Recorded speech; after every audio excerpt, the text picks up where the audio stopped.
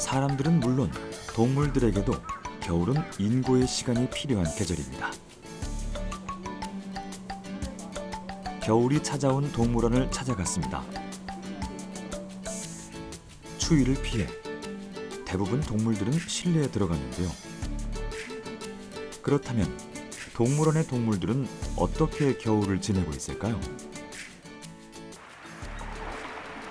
차가운 물에서 수영을 즐기는 점박이 물범입니다. 한겨울 얼음판 위에서 지내는 점박이 물범은 겨울을 기다린 듯 마냥 신이 난 모습입니다. 평균 기온이 영하 30도인 시베리아가 고향인 시베리아 호랑입니다. 이 정도 겨울 추위쯤은 대수롭지 않다는데요.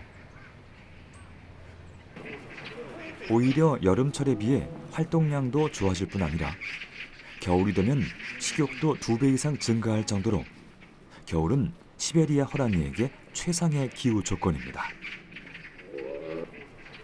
이렇듯 추운 나라에서 건너온 동물들은 저마다 야성을 뽐내며 한겨울을 즐기고 있습니다. 아무래도 여름철보다 훨씬 섭이량이 늘기 때문에 그 먹이량 같은 거를 계속 모니터링하면서 서서히 늘려주고 있는 과정이고요. 뭐 아무리 시베리아 호랑이라 해도 또 저녁에는 내실에 들어와서 지내는 게 훨씬 낫거든요. 그래서 내실의 보온이라든지 이런 거는 관리를 해주고 있죠. 그렇다면 열대 지방이 고향인 동물들은 어떻게 지낼까요? 요즘같이 추운 겨울이면 대부분 실내에서 지낸다고 하는데요. 가끔 햇볕이 내리쬐고 따뜻한 날이면 이렇게 잠시 외출을 하기도 합니다.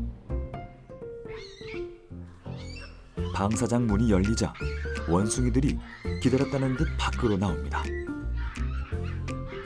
에티오피아, 소말리아 등 열대 지역이 고향인 망토 원숭인데요. 잠시 후 하나같이 모여든 곳은 바로 온열등 아래입니다. 따뜻한 겨울 날씨라고 하지만 열대 지방에서 온 만큼 추운 겨울은 당황스럽기만 한가 봅니다.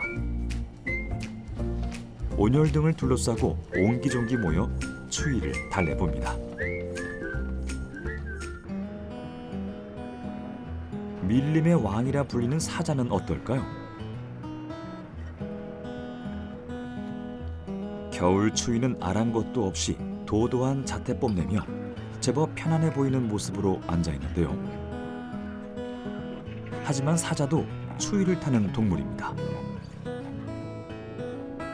그렇다면 사자들은 어떻게 겨울을 보낼까요? 열선이 깔린 온돌, 따뜻한 난방시설은 물론 긴 겨울 동안 야생성을 잃지 않기 위한 다양한 운동과 훈련도 병행한다는군요.